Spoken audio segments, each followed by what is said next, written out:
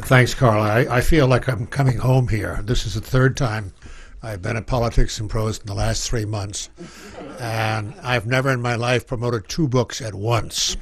It's a strange feeling, but it's been wonderful. And I'll repeat what I've said when I come here before. I love this place. This is why you write books, because you want to have people come out on a miserable night because they believe in trying to listen to somebody inarticulately perhaps express what they've tried to do in words. And it's a wonderful thing. And I didn't realize that Herb was here when you first opened up the place. We've been friends before you even opened the shop and the store. And I'm proud the way this has taken hold. It's the best bookstore in America, no question about that. In my and faithful, loyal audience, so I'm privileged to be here again. I want to talk about the book Carla gave you a very good summary of it, but what it is and what we tried to do. This is put out by I'm a member of the board of directors of the Herblock Foundation. I'll describe that to you. And we decided, the foundation was created after Herb died, and I got a call. This is still weird. I got a call. I'd been out of the country. I came back just in time to go to his funeral. And I got a call from a lawyer and said that Herb had left money to create a foundation in his name to carry on the causes that he believed in: civil rights, freedom, and freedom of the press, etc., fighting tyranny, all those good things. And she said your name was the first on the list of those suggested board of directors. It may not have been true, but I was incredibly flattered. I really was, because I loved Herb. I mean, I must say, and I'll tell you why. There's a reason for this. So we created this Herblock Foundation, and I asked the lawyer. I said, "How much money did Herb leave for the foundation?" And I thought I heard him say $5 million. Did you say $5 million? He said no, $50 million.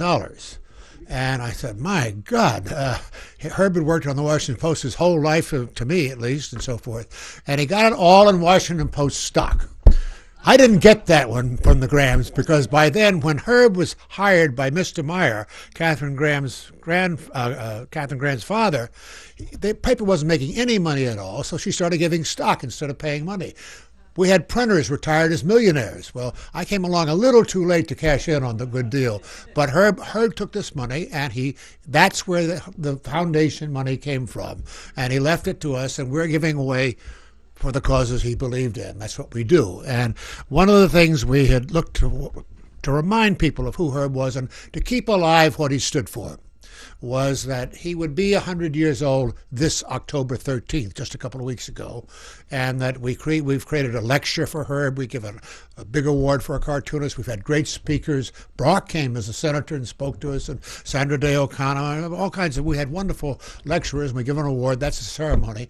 And we also have thought about creating a book to show people what Herb did, the representation of his work. So that was the background for this effort. And it is a collaborative effort on the part of the foundation. I did the writing on the narrative, as Carla said, and tried to put it into some sort of context. I'm very proud of this book. Really proud of it. I think that if you look at it, this is a piece of history. You look at the range of Herb. He lived to be he would be 100 years old right now. But his career as a cartoonist started with the crash, the Wall Street crash in 1929. So you have here cartoons that begin with the stock market crash. You see the rise of Hitler, Mussolini, the whole thing in the early period, all the way through, leading up to World War II, leading up to, and decade after decade after decade. And they are memorable drawings, portrayals of that period. You see the people, you see the characters. He caricatured everybody of consequence in the world. Mussolini, was there, couldn't make the trains run on time. All this, I mean, it's just, and of course the Herblock with Joe McCarthy. He did name McCarthyism. That's in here. One of my favorite cartoons. Joe had gone. I did a book on McCarthy, as a matter of fact, and Joe had given this infamous speech to the women's group in West Virginia, in 1950, in which he held up in his hand, he said, "I have here in my hand, ladies, the names of 205 traitors who are at this moment operating out of the State Department of the United States, fashioning our policies and so forth." There was no list. He had no names. It was all a lie, and it took off. That became McCarthyism right there. And what does that remind you of? yeah, I mean, it really, and what, a few days later after that, people at the Washington Post opened their pages, and they saw this wonderful cartoon. This is typical of Herb.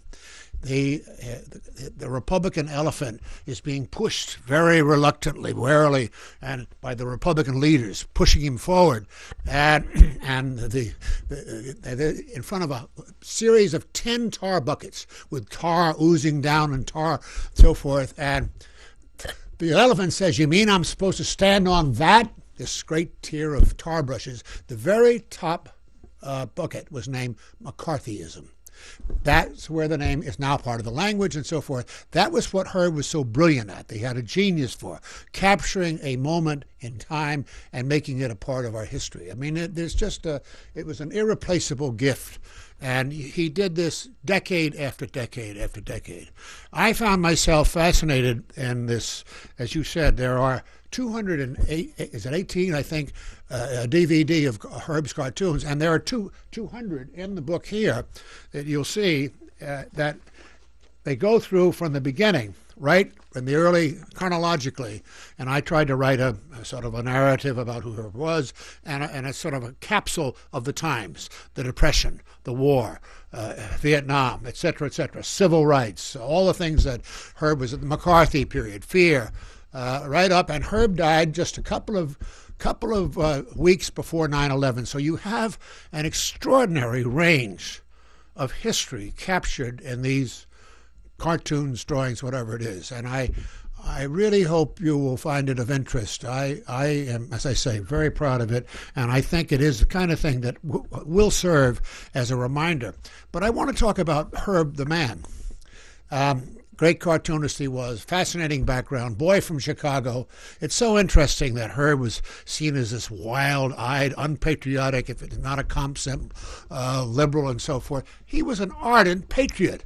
He was a boy of the Middle West. His father was a Republican. Herb grew up first drawing cartoons paid for by the Republican Party, but that was a different Republican Party at the time, and there were progressives and so forth.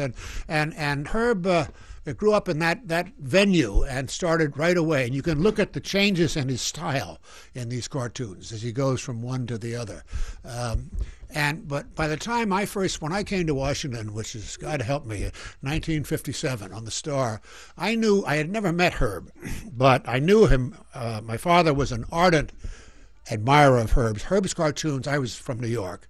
Herb's cartoons appeared every day in the New York Post. The New York Post then was the most liberal paper. It's hard to believe. Now it's the Murdoch paper and the Fox News and so forth. But they appeared every day. And Herblock was this great figure.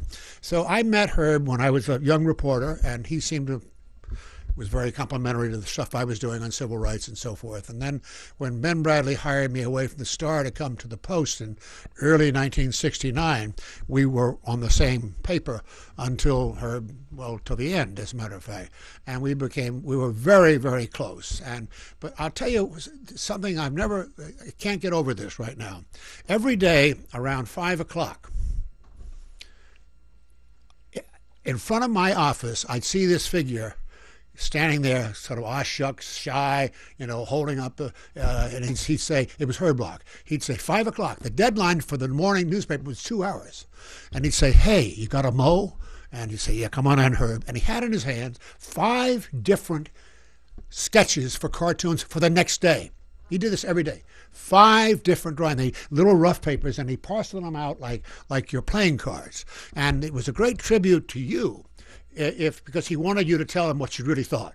No bull. He wanted that. And he would I wasn't the only one he did this to. He'd go around the room. I gave a speech in New York Monday night, and one of the people there is now extremely well-known science writer, Chris Russell, and she was a young reporter on the Post. And she said, yes, Herb would do that. He'd do it to the reporters too. He'd come out during the day if he was gonna draw something on the environment or whatever, on technology or science or technology, he'd come and ask Chris, do I have this right? He was a great reporter. So it wasn't just off the top of his head. But the idea of parsing out, and then he'd go back to his office, sit there and produce the next day's cartoons. I don't know of anything quite like that.